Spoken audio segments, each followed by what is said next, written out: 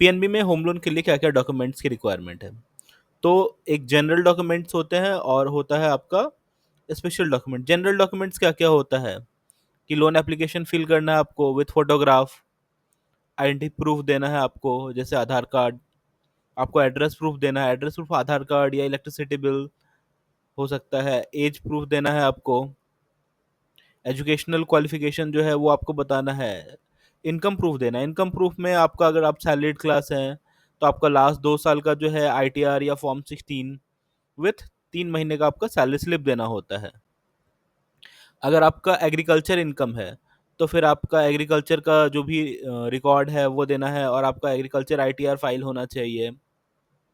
अगर आपका बिजनेस है तो आपका लास्ट 2 ईयर का बैलेंस शीट होना चाहिए और जो कि ऑडिटेड होना चाहिए। उसके साथ ही आपका जो है आईटीआर फाइल होना चाहिए और आईटीआर में आपका जो है इनकम आपका जो बैलेंस शीट है उसके साथ टैली होना चाहिए। अगर आप इन हाउसिंग लोन ले रहे हैं और उसमें अपना कोई भी पेरेंट्स, अर्निंग चिल्ड्रेन या स्पाउस को ऐड कर रहे हैं तो उनमें भी ये सारे डॉक्यूमेंट जो हैं सेम ही अप्लाई होता है। उसके साथ जो है आपको डॉक्यूमेंट प्रॉपर्टी के लिए क्या चाहिए?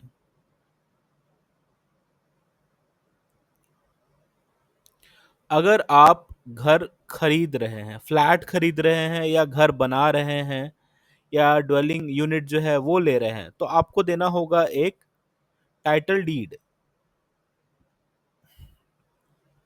Proof of title deed of vendor देना होगा आपको, अप्रूव प्लान देना होगा अगर आपका जो घर या फ्लैट है उसका, attested copy of completion certificate. अगर आपको कंप्लीशन सर्टिफिकेट मिल गई है, रेडी टू मूव फ्लैट है तो उसमें आपको कंप्लीशन सर्टिफिकेट देना होगा। एग्रीमेंट टू सेल ये बिल्कुल मस्ट है, ये हाउसिंग लोन में आपको देना ही होता है। ठीक है, उसके साथ रिसिप्ट ऑफ अर्नेस्ट मनी, मतलब आपने शुरुआत का पैसा जो है वो अगर पेमेंट किया है तो उसका आपको रिसीट जमा करना है। उसके बाद अगर लीज होल्ड प्रॉपर्टी है तो वहां पर जो ऑथराइज अथॉरिटी है वो उसका प्रॉपर परमिशन दे रही है कि नहीं वो उसको मॉर्गेज करने का, उसको आपको डॉक्यूमेंट देना होगा। नन इनकम्बरेंस सर्टिफिकेट इसके साथ आपको देना होगा। अगर आप प्लॉट या लैंड के परचेज के लिए होम लोन लेना चाहते हैं तो आपको क्या क्या डॉक्यूमेंट्स देना होगा? तो यहाँ पर देना होगा आपको proof of title of vendor, मतलब जिससे भी आप खरीद रहे हो उसका टाइटल चेन जो होता है वो आपको प्रॉपर चेन प्रोवाइड करना होगा। साथ में एग्रीमेंट ऑफ सेल जो होता है ये हर एक केस में मस्ट होता है, ये आपको देना है। स्टार्टिंग की मनी जो आपने पे की है उसका रिसीट देना है। अगर कोई लीज होल्ड प्रॉपर्टी है तो उसमें कॉम्पिटेंट अथॉरिटी जो है वो परमिशन टू मॉर्गेज दे रहा है या नहीं दे रहा है उसका आपको डॉक्यूमेंट देना होगा। इसके साथ आपको नॉन इनकम्बरेंस सर्टिफिकेट भी देना होगा।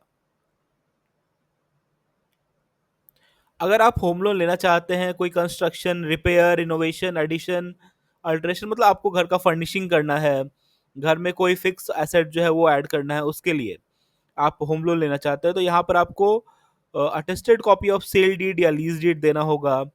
अगर कंस्ट्रक्शन कर रहे हैं, एडिशन कर रहे हैं तो उसका एक अप्रूव्ड प्लान देना होगा। आपको एक एस्टिमेशन देना होगा कि आप क्या रिपेयर करना चाहते हैं, उसका कितना खर्चा आएगा। और वो एक क्वालिफाइड सिविल आर्किटेक्ट जो होता है, बैंक का अप्रूव्ड पैनल होता है, उससे ही आपको एक बनवा के दे दिया जाता है। वहीं अगर आपका लीज होल्ड प्रॉपर्टी है तो ये मॉर्गेज हो सकती है कि नहीं हो सकती है, इसका एक अप्रोप्रिएट अथॉरिटी से एक परमिशन देना होगा। उसके साथ नॉन इनकम्बरेंस सर्टिफिकेट भी आपको देना होगा। अगर आप रिपेयर, इनोवेशन या एडिशन के लिए ले रहे हैं, फर्निशिंग के लिए आप मेनली ले रहे हैं तो आपको ये सारे डॉक्यूमेंट देने हैं।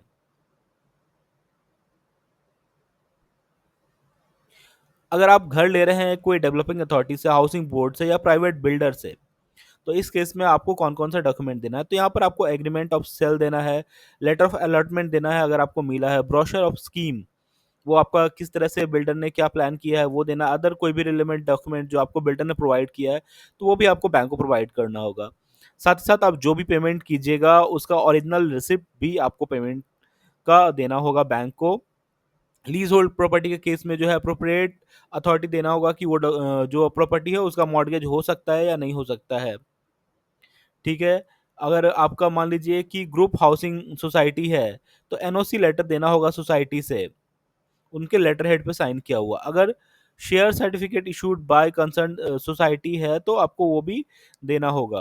अगर आपका कैपिटल का कुछ शेयर है तो उसके हिसाब से भी आपको देना होगा। ये होगा जब आप फ्लैट ले रहे हैं कोई प्राइवेट बिल्डर से, हाउसिंग प्रॉपर्टी से, या फिर डेवलपिंग अथॉरिटी से, तब आपको ये सारे डॉक्यूमेंट देने हैं।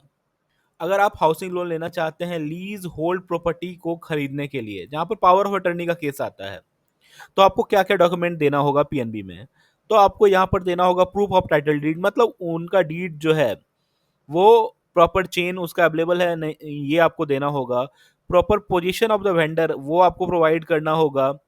एग्रीमेंट टू सेल देना होगा, आपने इनिशियल कोई पेमेंट किया तो उसका रिसीट देना होगा। नॉन इनकम्प्लीट सर्टिफिकेट देना होगा। पावर ऑफ अटर्नी जो है एग्जीक्यूटेड बाय वेंडर, ये आपको प्रोवाइड करना होगा।